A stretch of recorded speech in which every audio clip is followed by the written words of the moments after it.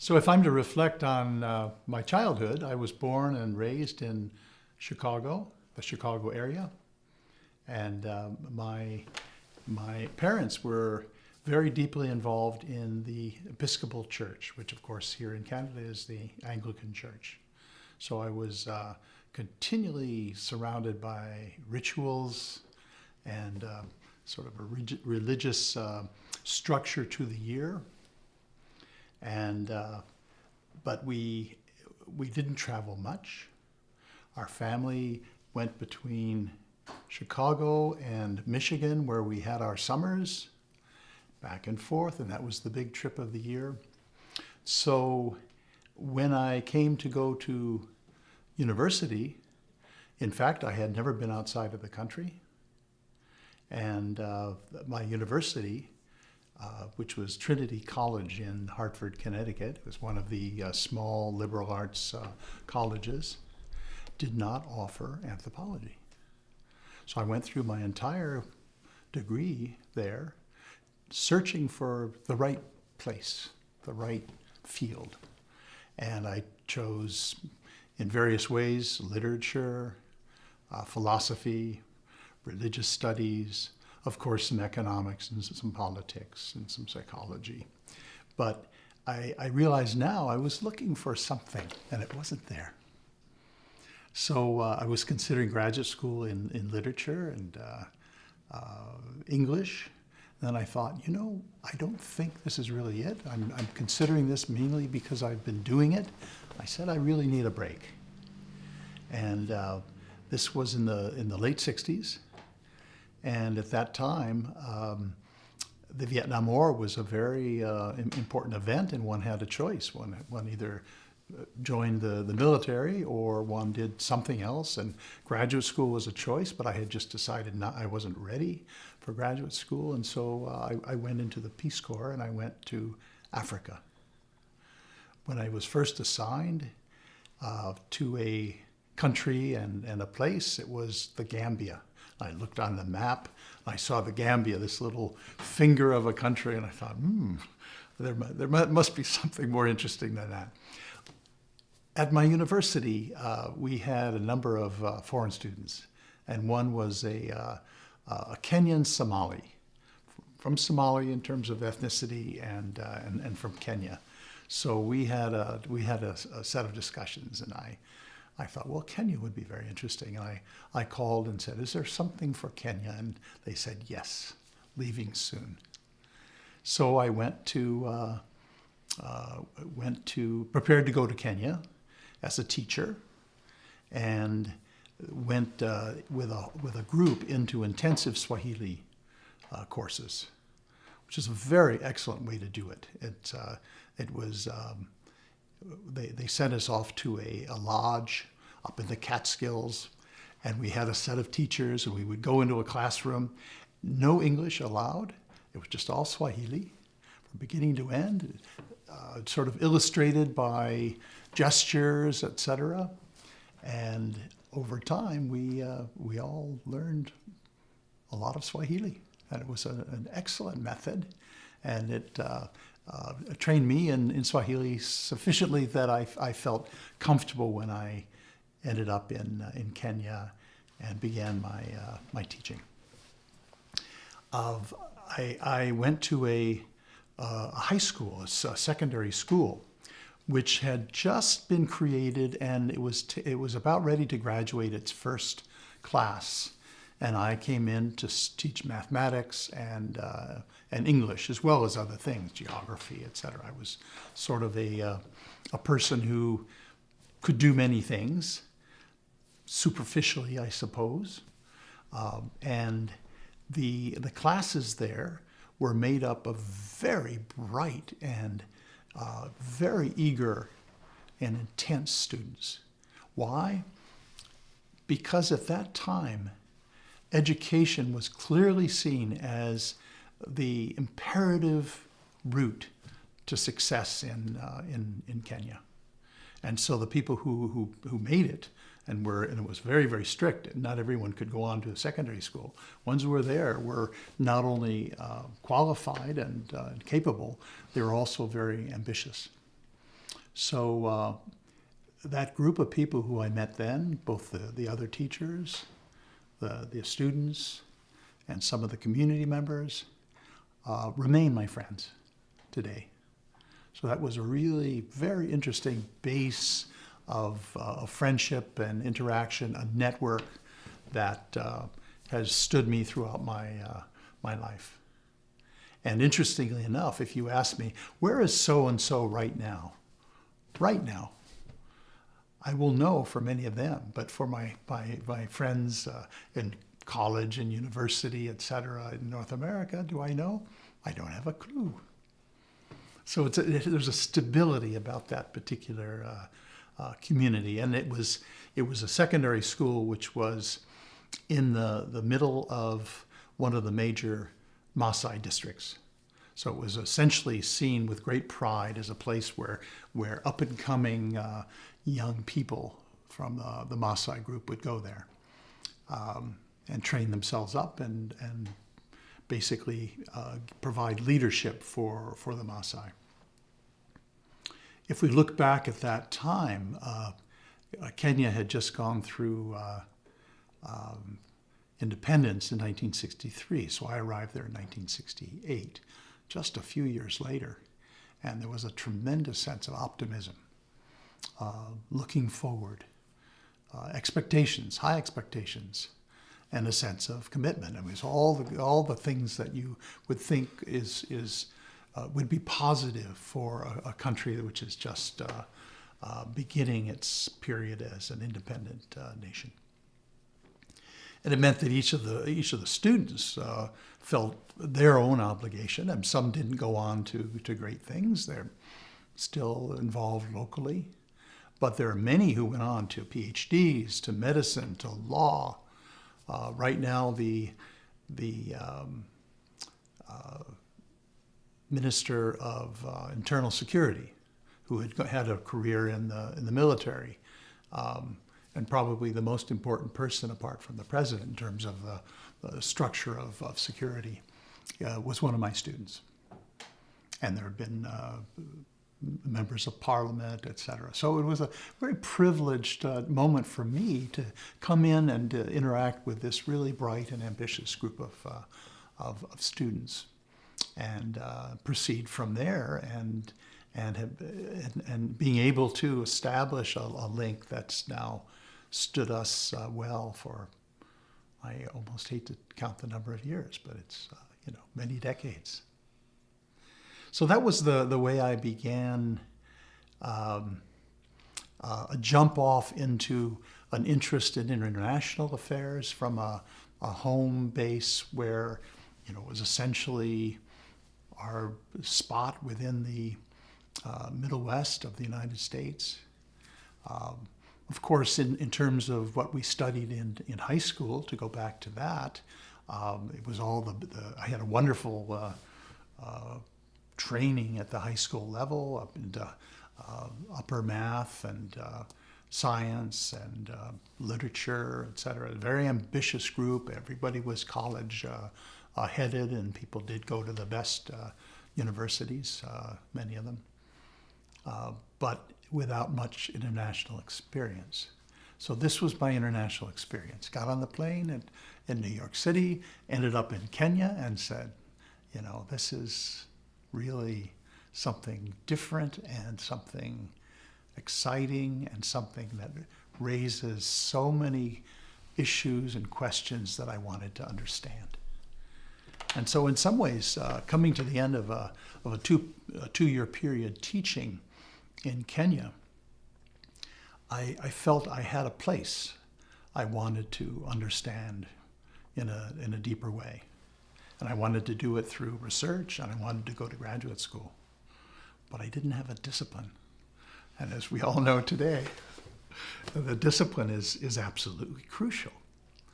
I'd had a box of books, and in that box of books was this wonderful little book by Lévi-Strauss, which was Structural Anthropology, which we now know is Structural Anthropology 1, but of course then it was just Structural Anthropology.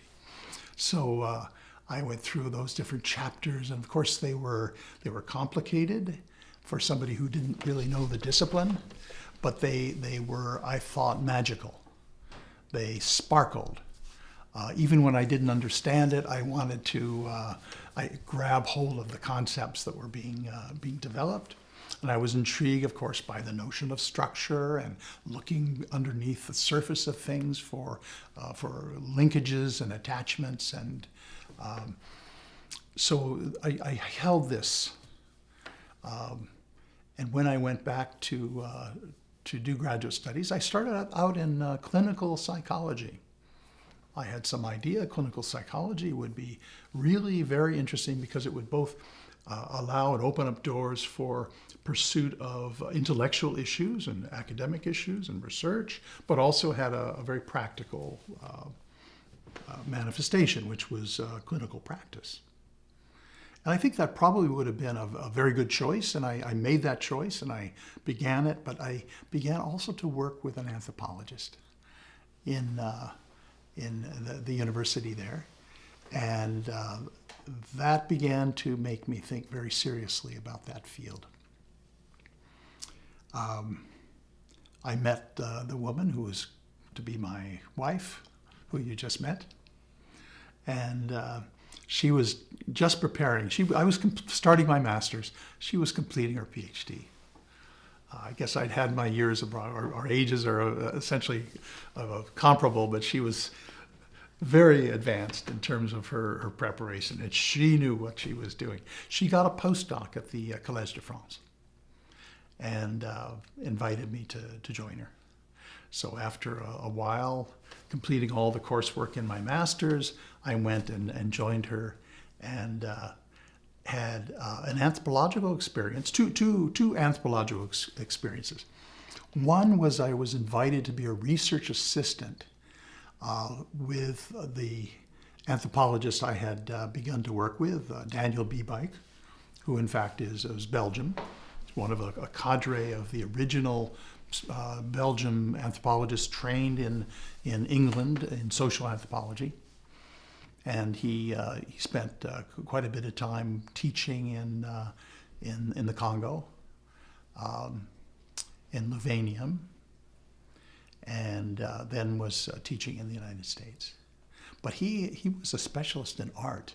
Of course, it was the art of this fabulous art of the Congo Basin, which is, I think, one of the world's great traditions. And he was doing a project, had been funded to do it by the National Endowment for the Humanities, looking at the collections in Congolese art in European museums and collections. So he needed an assistant, and I was there ready to assist him. And so he paid me just enough to be able to go around and with him. And we went to Paris. We went to Brussels and the great museum and collection at Tiverin. And we went to Copenhagen, and we went to Germany, and where else? Amsterdam, Leiden, where there's this wonderful African Studies Centrum. And so that was very exciting, both for that area of art, which I've retained a deep interest in, and I can still say, that's the Luba, that's the Luba Kasai, and that's, which is, wonderful. But it also opened me up further to anthropology. And when I returned to Paris, it was I was able to become an auditor libre, which means basically I didn't have to inscribe in a program. I could come and participate, and I signed up for seminars in psychology and in anthropology, and it was Lévi-Strauss's seminar at the Collège de France. It was a heady business for somebody who was just starting out and trying to master the French language. And around the table, and it was a fairly large group, but there was J.Pouillon on one hand and Godelier on the other, and Lévi-Strauss in the center. They were like one on the other side, and they were obviously struggling each time to get the interests of le maître, of the master, It was actually very interesting. They were critiquing one another. They were the two main sources of dynamics. And Lévi-Strauss would come in now and then. And another person was Jonathan Friedman, who has taught in Paris, and he's taught in Copenhagen. In Sweden.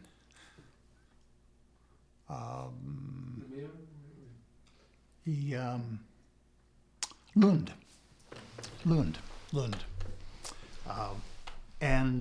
So that was an extremely interesting experience, challenging, and I felt it established a certain framework for thinking that I've carried through.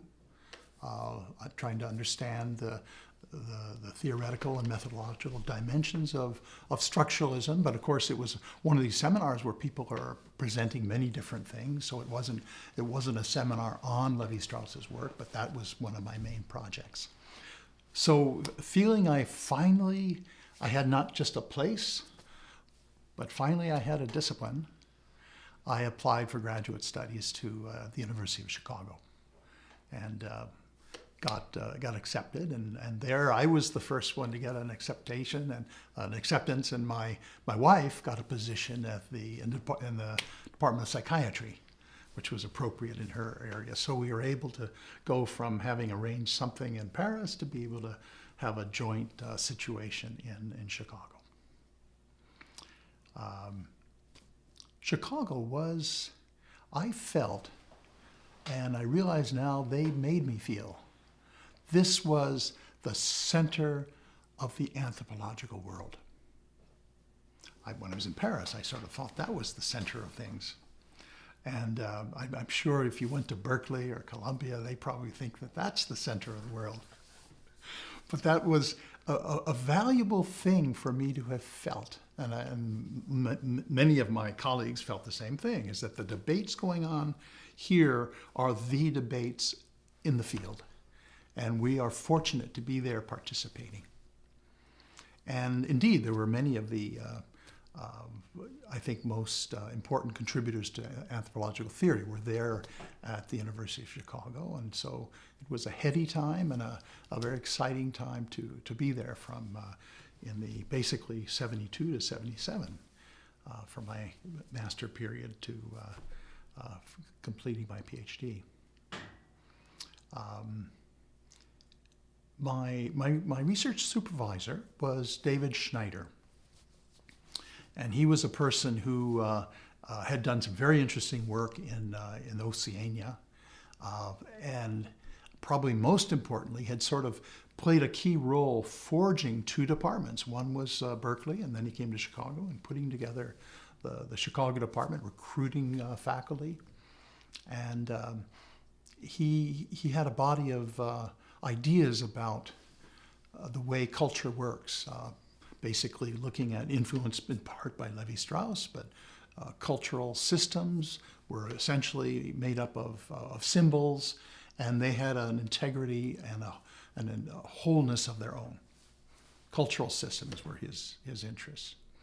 And so that has influenced me, and I've been sort of looking for cultural systems and finding them, which of course is, I think, that's one of the predicaments of anthropology, isn't it? That you have something you're looking for, and well, you find it.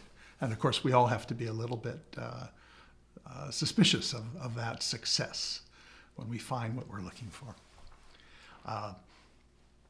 There were a number of other really, I think, exciting thinkers. Robert Levine, who's a psychological anthropologist and whose work had originally interested me because it took place in Kenya, and he was quite aware of the set of ethnic relations within Kenya that became one of my areas of study. And Marshall Solins, in my second year, came to Chicago from Michigan, and that was very exciting. He hit and began to have a profound effect. He was writing a book called Culture and Practical Reason, which was very influential and basically a synthetic look at the history of anthropological thought, but within a structure, within a set of arguments that he was pressing about how culture and practical reason represented two very different ways of looking at the world. And if you have the sort of Malinowskian point of view that culture is instrumental, it does things, and it arises out of some sort of adaptive process, versus culture, which has its own integrity as a symbol system, and it's a way of organizing the world. So it's sort of bottom up versus top down. And he saw that as a very important set of debates. And it's of course a key debate, and it's one that goes on today. So that was my committee as such. But fortunately at Chicago, you took a number of courses, so I felt I could have put together a completely different committee with people that I felt very interested in their work. Victor Turner, who was working on, of course, African ritual, and that Vic was an influence of mine and remains an influence as I work on my materials on ritual and religion. And Don Levine, a sociologist, was a specialist in Ethiopia. And I took a course with him and began to interact, and he played a key role. He sort of looked at Ethiopia itself as a whole. Even though it had so many disparate parts, he saw it as a long sort of interaction between the Oromo and the Amhara. I ended up doing my master's paper on the Oromo, the Borana in particular. And so I was very intrigued by his work. And I guess I was most intrigued because it was somebody who wasn't just studying small societies that have their own particularity and their own cohesion. He was looking at a state, a nation, and with some of the same tools as representing an entity. And of course, as opposed to most of the countries in Africa, which have emerged from essentially 1885 with the Berlin Conference and dividing up into different colonies, Ethiopia was the one country that had a history of several thousand years. So it was an entity. And the question of how did it sort of cohere was fascinating. So that initiated for me a set of interests which were the need for anthropology to both have a micro understanding of local dynamics. That's its skill and its theoretical tools are really honed at that level. But at the same time, we're no longer in a world where people live in sort of closed groups. We're in a world which is globalized and certainly nationalized at that time. And therefore, to see how the local and the levels of the state, and now in my own interest, the international domain, how they held together was very important. So I felt at Chicago that we were addressing many of the most important questions of the day. We were pushing the field forward. I can say we, and that's, of course, presumptuous. It was the teachers that I was working with. They were pushing the field. And so I left Chicago having accomplished my work and taking up a position at McGill with a feeling that I would have been sort of catapulted forward and I was at the right place at the right time.